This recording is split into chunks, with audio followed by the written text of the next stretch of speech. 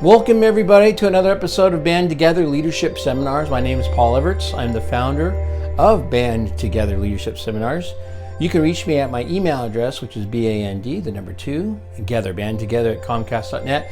You can also reach me at my website, www.conductingmylife.com, which is where you can get my book, which is Conducting My Life. And it's a great little collection of stories about me being a high school band director. And that's what I've done since 1989. I'm recording this from my cool little man cave, which is in our beautiful home, 20 minutes northeast of Sacramento, California. And here's what I'm wanting to do.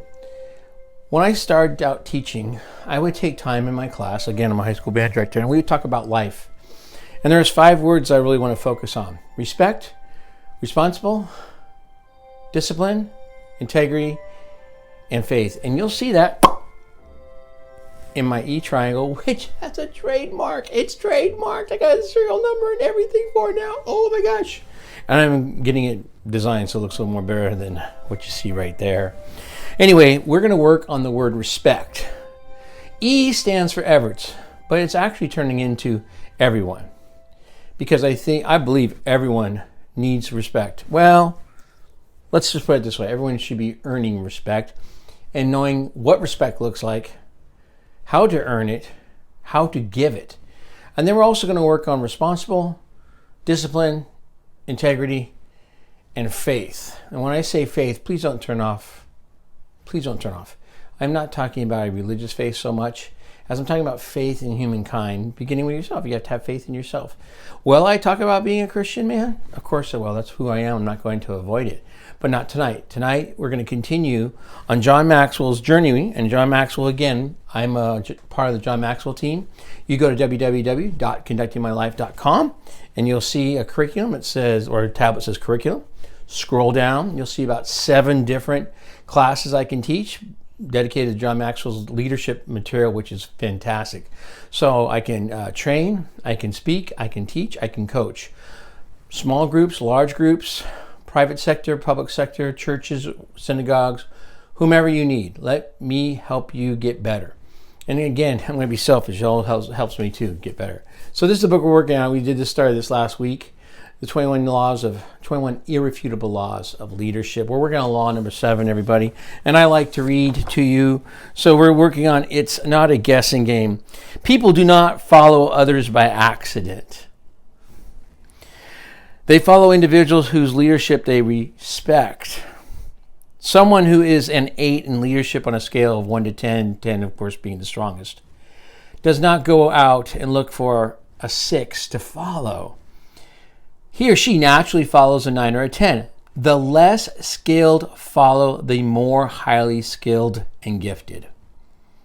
Occasionally, a strong leader may choose to follow someone weaker than himself.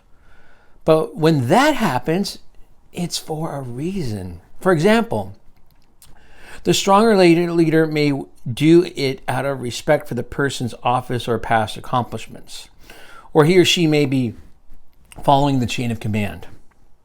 In general, though, followers are attracted to people who are better leaders than themselves. And that's the law of respect. When people get together for the first time as a group, take a look at what happens. As they start interacting, the leaders in the group immediately take charge. They think in terms of the direction they desire to go and who they want to take with them. At first, people may make tentative moves in several different directions, but after the people get to know one another, it doesn't take long for them to recognize the strongest leaders and to follow them. Usually, the more leadership ability a person has, the more quickly he or she recognizes leadership or its lack in others. In time, people in the group get on board and follow the strongest leaders. Either that or they leave the group and pursue their own agenda. Dr. Maxwell remembers hearing a story that shows how people come to follow strong leaders. It happened in the early 1970s when Hall of Fame basketball center Bill Walton joined Coach John Wooden's UCLA team. As a young man, Bill Walton wore a beard. It has been said that the coach told his players were not allowed to have facial hair. So Bill Walton, attempting to assert his independence, said that he would not shave off his beard. Wooden's no-nonsense response was, okay, well, we'll miss you, Bill. Needless to say, Walton shaved the beard. A respected leader steps down. In October of 1997, college basketball saw the retirement of another great leader, someone who engendered him respect as he spent more than 30 years of his life pouring himself into others. His name, Dean Smith, and he was the head basketball coach of the University of North Carolina. He's considered one of the best to ever coach. In 32 years as head coach at North Carolina, Coach Smith won 879 games, more than any other coach in college basketball's history. His teams recorded 27 consecutive 20-win seasons. They won 13 Atlantic Coast Conference titles, played in 11 Final Fours, and won 2 national championships. When he scheduled the press conference to announce his retirement, people such as John Thompson, head coach of Georgetown, whom Smith beat for the national championship in 1982, and former player Larry Brown, who now coaches the Philadelphia 76ers at the time that this book was written, came to show their support. Michael Hooker, the Chancellor of the University of North Carolina, gave Smith an open invitation to do just about anything he wanted at the school in the next coming years. Even the President of the United States called to honor Coach Smith. Those closest to him respected him the most. But the law of respect can be seen in Smith's career by looking at the way his players interacted with him. They respected him for many reasons. Coach Smith taught them much about basketball as well as life. Coach Smith pushed them to achieve academically, with nearly every player earning a degree. He made them winners, and he showed them incredible loyalty and respect. Charlie Scott, who played for Smith and graduated from North Carolina in 1970, advanced to play pro basketball and then went to work as marketing director for Champion Products. Concerning his time with Smith, Charlie Scott said, as one of the first black college athletes in the ACC, I experienced many difficult moments during my time at North Carolina, but Coach Smith was always there for me. On one occasion, as we walked off the court following a game at South Carolina, one of their fans called me a big black baboon. 2 assistants had to hold Coach Smith back from going after the guy. It was the first time I'd ever seen Coach visibly upset, and I was shocked. But more than anything else, I was proud of Coach Smith. During his time at North Carolina, Coach Smith made quite an impact. His leadership not only won games and the respect of his players, but also helped produce a remarkable 49 men who went on to play professional basketball. Included in that list are greats such as Bob McAdoo, James Worthy, and, of course, Michael Jordan. Not only one of the best players ever to dribble a basketball, but also a fine leader in his own right. James Jordan, that'd be Michael's father, credited Coach Smith and his leadership for a lot of his son's success. Before a playoff game in Chicago in 1993, the elder Jordan observed, he said the following, goes, people underestimate the program that Dean Smith runs. He helped Michael realize his athletic ability and hone in it. But more important than that, he built character in Michael that took him through his career. I don't think Michael was privileged to any more teaching than anyone else. He had the personality to go with the teaching, and at Carolina, he was able to blend the two of them together. That is the only way I can look at it. And I think that is what made Michael the player he became. In recent years, Michael Jordan has been adamant about his desire to play for only one coach, Phil Jackson, the man he believes is the best in the business. It makes sense. A leader like Michael Jordan wants to follow a strong leader. That's the law of respect. It is just possible that Jordan's desire got its seed when the young North Carolinian, still developing, was being led and mentored by his strong coach, Coach Dean Smith. Ladies and gentlemen, I just want to say to you that respect is becoming to be a real big issue with me. I think we got anything we want others to have. I want to turn some background music in here. Anything we want others to have, we need to know what it is in ourselves first. So when I have, again, as I said last week, people telling me that you need to be this because you're white, you need to be this because you're old, you need to be this because you're a Christian, conservative, heterosexual man. No, I'm going to be who I am because I respect me. I would encourage you to be who you are because you respect you. And also at the same time, realize that there's always something to learn about you. I can't ask my students to be something that I'm not. I cannot ask my students to be something I'm not. So I want to end with a couple of Marcus Aurelius quotes. I'm really going to encourage you to look up Stoicism. Never esteem anything as of advantage to you that will make you break your word or lose your self-respect.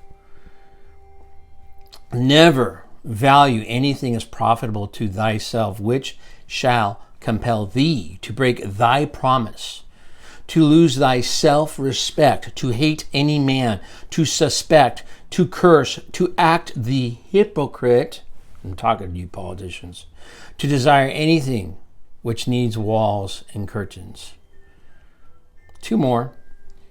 Find joy in simplicity, self-respect, and indifference to what lies between virtue and vice.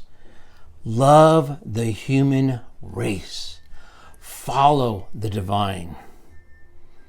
And the last quote, think nothing profitable to you which compels you to break a promise, to lose your self-respect, to hate any person, to curse, to act the hypocrite. Again, those are all quotes by Marcus Aurelius. And again, please look up Stoicism. It's a great philosophy. I really want to touch upon what we're trying to do here at Band Together Leadership Seminars with my E-Triangle, which again is trademarked. Oh.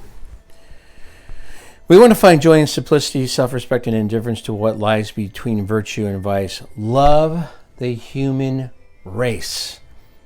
Follow the divine. He says, love the human race. Didn't put gender. Now see where I'm going with this? Didn't put skin color, age. No, he says the human race. That's what we're here to do at Band Together Leadership Seminars. When you hire me, we're going to talk about the 5 words: respect, responsible, discipline, integrity, and faith. We're going to work on those 5 words as part of the human race. And think nothing profitable to which compels you to break a promise. And I promise you that we're going to deliver a wonderful message to you. And to my students that are watching tonight, this is my message to you. I love you.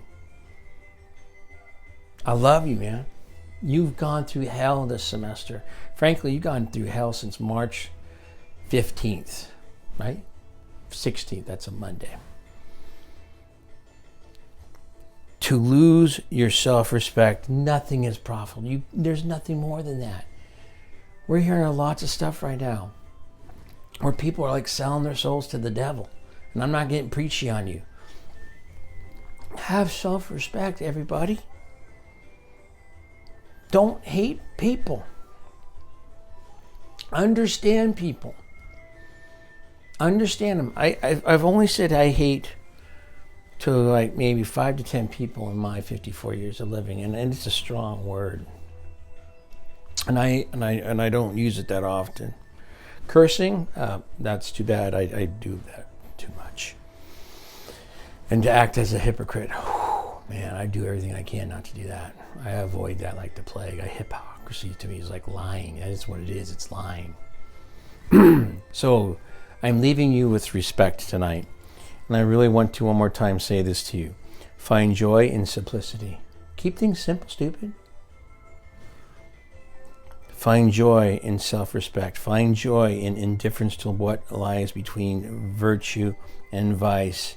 Find joy in the love for the human race. And then, of course, follow the divine. Begin with the end in mind, everybody. How do you want to be remembered? The choices you're making, you have power over those choices, don't you? And that's how we're going to remember you. And then first seek to understand and be understood. People are hurting. Have you talked to them lately? Have you asked about it? And then finally, people don't care how much you know until they know how much you care. And I care about you very much during this Christmas and Hanukkah season. I believe we're still in Hanukkah tonight.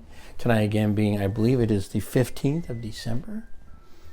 And then finally, say it with me 3 times, everybody. I am doing the best I can. I am doing the best I can. And then one more time. I'm doing the best I can. Everybody, make it a goal to add joy, hope, love, and peace to one another. Make that a goal. Love the human race. All right, everybody.